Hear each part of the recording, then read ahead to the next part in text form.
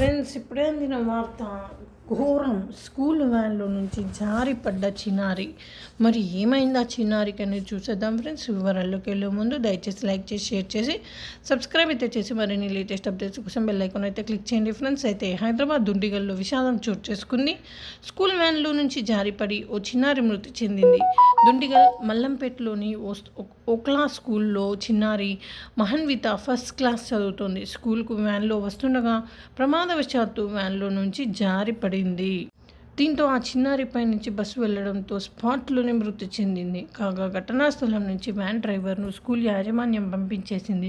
అనంతరం చిన్నారి తల్లిదండ్రులకు సమాచారం అందించగా సదరు తల్లిదండ్రులు కన్నీరు మున్నీరవుతూ స్కూల్ యాజమాన్యం తీరుపై ఆగ్రహం వ్యక్తం చేశారు.